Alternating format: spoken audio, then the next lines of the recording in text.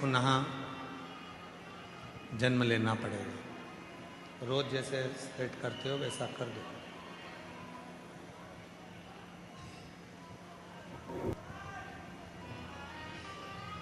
सीधे मुक्त होना, प्राण चले गए, शरीर चला गया, फिर वापिस जन्म लिया और जन्म लेकर फिर इस संसार सागर में आ गए।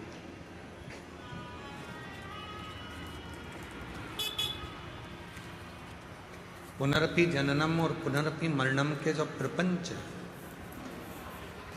उसी संक्राल में यदि हम चल रहे हैं तो ये केवल मुक्ति का पथ नहीं हो सकता।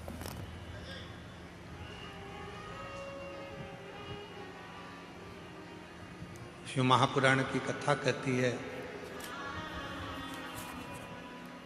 जब व्यक्ति के जीवन में भक्ति बढ़ती है, भक्ति का प्रवेश होता है और वो भक्ति इतनी अविरल हो जाती है, इतनी अविरल हो जाती है, तो परमात्मा को तुम्हें वापिस भेजना नहीं होता।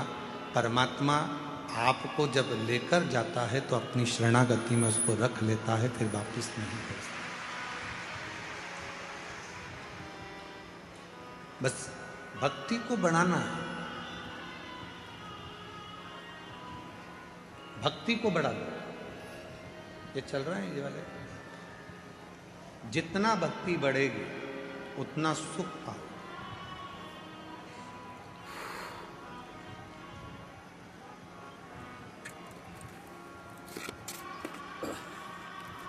मकान लोन पर मिल सकता है, जमीन लोन पर मिल सकती है, गाड़ी लोन पर मिल सकती है, फ्रिज लोन पर मिल सकता है, वॉशिंग मशीन भी लोन पर मिल सकती है, सोना और चांदी भी लोन पर मिल सकता है।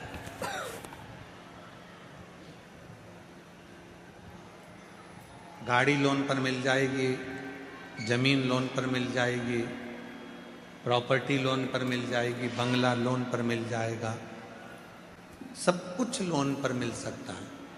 पर एक भक्ति और दूसरी मुक्ति, ये कभी लोन पर नहीं मिलती। ये दोनों लोन पर नहीं मिलेगी, ना भक्ति लोन पर मिलेगी, ना मुक्ति लोन पर मिलेगी। दोनों में लोन नहीं मिल सकती। अपने को खुद स्वयं के प्रबलता से, स्वयं के भाव से भक्ति को प्रकट करना। और मैंने तेरे ही भरोसे बाबा, तेरे ही भरोसे हवा बिच उड़ती जावांगी बाबा, डोर हर तो चढ़ी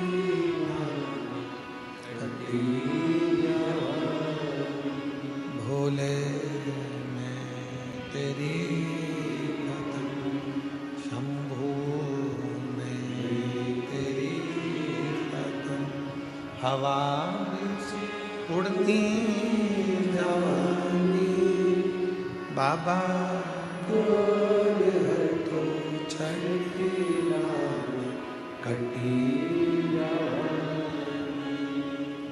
एक भक्ति दूसरी मुक्ति, ये कभी लोन पर नहीं मिलती, कभी लोन पर नहीं मिलेगी। आपको स्वयं धारण करना होगा, आपको स्वयं अपने भीतर उतारना होगा और इतनी शिव की भक्ति कर लो, इतनी शिव की भक्ति कर लो कि मुक्ति मांगना ही नहीं पड़े और परमात्मा मुक्त कर दे। इतनी भक्ति,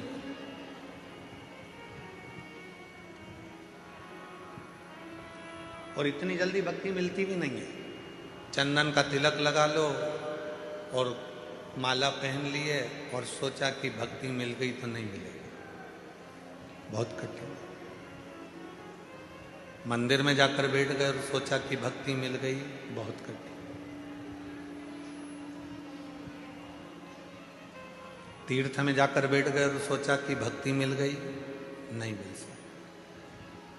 गंगा यमुना के तट पर जाकर बैठ गए और सोचा कि भक्ति मिल जाएगी, नहीं मिल सकती, नहीं मिल, इतनी जल्दी नहीं मिल सकती। बहुत परीक्षा लेता है वो, बहुत, तब जाकर भक्ति प्राप्त होती है।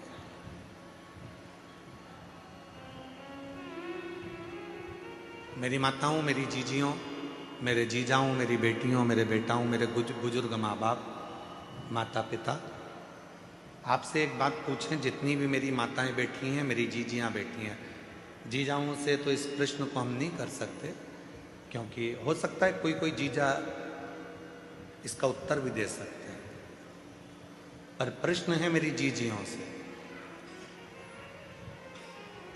नमकीन घर में जब भी तुम तलते हो या नमकीन घर में बनाते हो तो उसको तेज आंच में बनाते हो। गैस की आंच कैसी रखते हो? तेज। अग्नि कैसी रखते हो? तेज। और जब मीठा कुछ बनाते हो तो गुलाब जामुन बना रहे हो, हलवा सेकना है, सीरा बनाना है, मीठी थूली बनाना है, खीर बनाना है, कोई मीठी चीज, कोई पुआ बनाना है, गुजिया बनाना है, मीठा मक्खन पारा बनाना है, मक्खन बड़ा बनाना है, मैसूर पाक बनाना है, घेवर बनाना है, मीठा बनाना है। तो मेरी जीजियाँ सब जानती हैं कि मीठा बनाने के लिए आँच को, अग्नि को थोड़ा धीमा रखा जाता है। बोलो सही है कि गलत है? नमकीन बनाना है तो आँच को तेज करना पड़ेगा, और नमकीन बनाना है तो आँच को तेज कर कर तला निकाला। भजिया तेज आंच में, नमकीन तेज आंच में, पोहा तलना है तेज आंच में, चने की दाल तेज आंच में। जितना नमकीन बना रहे हो उसको तेज आंच में बनाना पड़ेगा। पर मीठा, गुलाब जामुन, मक्खन पाड़ा, मैसूर पाक, बेसन चक्की, हलवा, सीरा, खीर, जो भी बनाना है उसको धीमी आंच में बनाना पड़ेगा, धीमी आंच।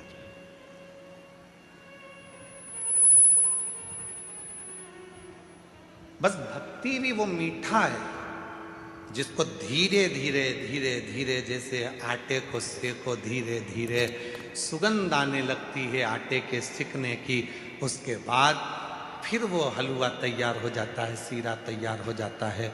गुलाब जामुन को भी धीमी आंच में सेके जाओ, उसमें स्वाद और कलर अपने आप बदल जाता है। गुजिये को धीमी आंच में सेके जाओ, उसका कलर और आनंद, सुगंध अपने आप आना चालू हो जाती है। उसी तरह अपने आप को मिठाई समझो और भक्ति के आनंदमय भावों में इसको सेकना प्रारंभ करो। धीरे धीरे धीरे धीरे जब भक्ति करते जाओगे तो इसका कलर भी चेंज होगा, स्वाद भी चेंज होगा और सुगंध भी चेंज होगा।